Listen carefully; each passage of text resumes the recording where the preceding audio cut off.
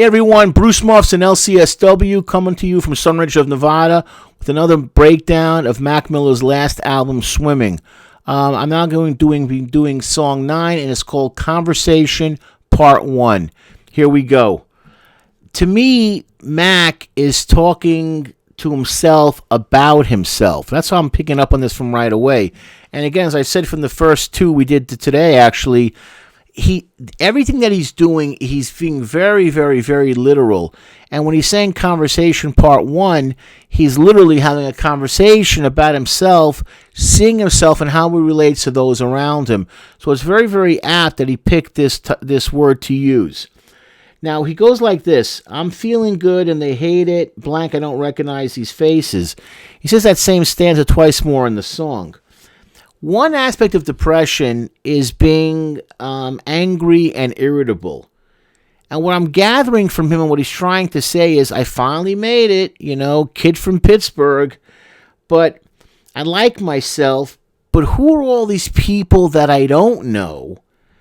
And I don't recognize anybody. I don't recognize these faces. There's no one here that's from my inner circle that I grew up with, that I'm relating to. Are they really my friends?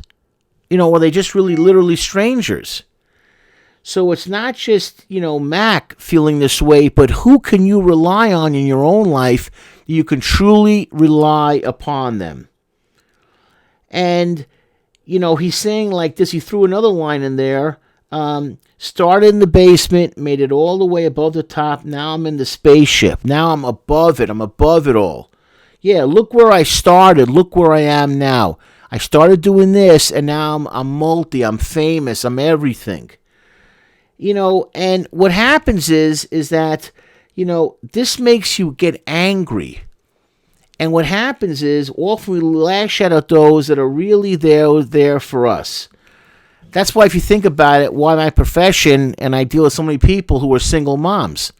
Because only a mom is going to take the abuse that a kid's going to give out when everything goes straight to pot, everything's going south. Those single moms, they're going to be there through thick and thin. They pay a price for it, of course. They get obese, they get diabetes, they get strokes, they get heart attacks, they get hypertension, they turn to drugs and alcohol, they overeat, they make terrible choices in relationships. But when you're dealing with depression, you don't realize what your mom is going through, and you don't appreciate what she's doing for you. Not just moms, it could be other people as well, but you get the gist. You get the perspective. But we lash out at those we should really be embracing. A lot of my times when I make home visits, I spend so much time trying to prop up the mother to the kids, because the kids are using the mom as a punching bag, metaphorically, I'm unhappy with my life, so I'm going to make your life unhappy. And I try and say to them, if your mom should pass away tomorrow, you guys are in a world of hurt. You guys are not going to be protected. There'll be new people coming into the house making decisions for you that I know you're not going to like. Your dad's not around, where he's kind of vacant, where he's kind of a zombie and absent. Your mom is your rock. Don't treat your rock with disrespect. And I spend a lot of my time doing that, just giving affirmation to these poor moms who are such wonderful people that are there truly for their kids. But when you're in that depressive state, you're not seeing it like that. And it's a punching bag, because everyone else is going to run from you, but moms are going to stay there forever. Okay, I get that. Then on the next few lyrics, he does two lines that are really positive affirmation lines. It goes, you missing every single shot that you ain't taken. And then he goes, my head up in the clouds, but my feet beyond the pavement, yeah. All right. The true author of that comment was Wayne Gretzky, who played in the National Hockey League, is probably one of the greatest players of all time, probably in the top 5. And what he said was, the line he used is that you miss 100% of the shots that you don't take. I'm sorry, you miss 100% of the shots you don't take. That came from Wayne Gretzky. And Mac Miller improvised a little bit. The other thing he said was, my head up in the clouds, but my feet beyond the pavement, yeah. There really is no author for that particular line. I looked it up, I Googled it. There's a million different references where it comes from, but the concept is that my head, My head is up in the clouds. Those are your goals, your ideas, and your dreams. And the feet, meaning on the ground, is that you're referencing that you're grounded in reality, you're talking practical, taking practical action, and you're keeping things real. So it's the yin and the yang, so to speak. I think I told a story before, but a million years ago, I was a student living in Israel, and there was some guys wanted to go to a city with Jewish mysticism, meet these famous rabbis who I felt were going to take advantage of them. And when this rabbi heard where they were going, there was these two guys. He said, Bruce, do me a favor, go with these two guys to the city today when they go on the trip. I said, well, I wasn't really planning to go, Rabbi. Why do you need me? He goes, look, Bruce, their heads are in the clouds, but your feet are on the ground. I know you'll look out for them. And I went out with them that day, and then thank God I did, because one guy was going to be taken for like $100 back then on something very, very sketchy and dubious I didn't get him into. Fine. But that's the idea. Those are positive self-affirmation. And that's what Mac is kind of giving it to himself, these positive self-affirmation comments. And then it goes like this. My point is, with depression, what often happens is that the very people you should be close to, your family and your real friends, they get pushed aside for friends, quote, quote, that are only there for you on the way up.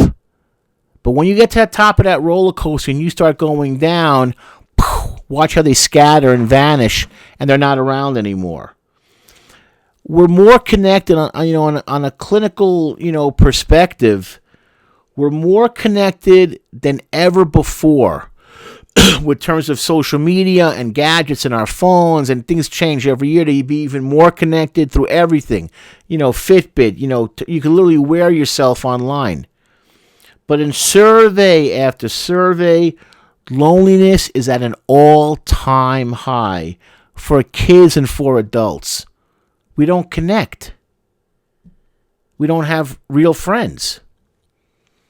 I said this before, and I do this with like a lot of different groups. I always go like this. Tell me how many true friends you really have. And 99% of the time, I get this. I get one hand, and it's not even a full hand. Who are your true friends that will really be there for you? You want to have friendships that last, that go across generations? Here's a technique to think about. Be real with your real friends. Because real friends are real with you. There's no fluff. There's no icing. You just get right to the meal. I don't need to pretend with Rob, or with Bruce, or with Dave, or with Sam, or with Dewan, or with DeAndre. We're real. If I'm doing well, we're talking about me doing well. And if I'm doing bad, then I'm doing bad. What's the pretending for? If you're really your friend, if they're really your friend, they'll understand that. And if they can't, then they're not your friend. And this goes for white, black, brown, yellow. Even the aliens we've captured that are in Area 51, they all say the same thing when I've done some work with the military and talking to them about friendships from the planets they came from. Couldn't stand the guy back on Jupiter. A complete idiot. Liar. Talks about me behind my back. Well, I have 3 backs because I'm an alien, but you get the idea. I don't only have a back, but you get the idea, Bruce. And when I've broken this down for the Air Force, they're always like stunned. They're always expecting to hear E.T., and when I tell them, they're like everybody else, not any kind of higher consciousness. Everyone's always like so depressed, like, oh God, Bruce again. But that's the truth. If you're real with your friends, they'll be real with you. If you're fake, if you don't tell the truth, if you hide things, why would they share with you? I've been astonished in my lifetime as a clinical social worker, even as a man, how people have said things to me and they say, you know what? I feel I can talk to you, or I consider you to be a close friend of mine, where I'm sharing this with you. It's a compliment, and I don't take that compliment lightly. And I try and give back to people that are my quote-quote real friends and be honest with them, because otherwise, what's a friendship? A friendship that's not real is like holding grains of sand in your hand and expecting it to be able to hold on to it for more than a few minutes. You can't, because it's not real. It's like grains of sand that just blow away. And that's what I want you to think about for those of you that are dealing with depression and loneliness and, only relating through social media is put them down. They have a great functions. We're not arguing. I'm not anti-Facebook. I'm not anti-Twitter. We're YouTube, whatever. But be real with people. Because by being real with people, you're being real with yourself. And that's how you combat issues with depression. It's also the style that I use in my own therapy. I am straight up the middle, hey diddle diddle.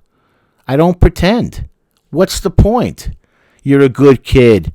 You're a great father. You're a wonderful mother. If I'm lying, why I can't even say it with a straight face. It is what it is. You want to get better? Look in the mirror and face yourself. I'll be behind you, helping you, but face the truth. And I'm not even going to pretend I knew Mac Miller. I didn't know him. We weren't tight. We weren't, weren't on speed dial. But I just always wonder when people pass away the way they do, being so unhappy, did he really have, I hope I'm wrong, did he have a real core of friends that really were there for him through thick and thin? I hope he did.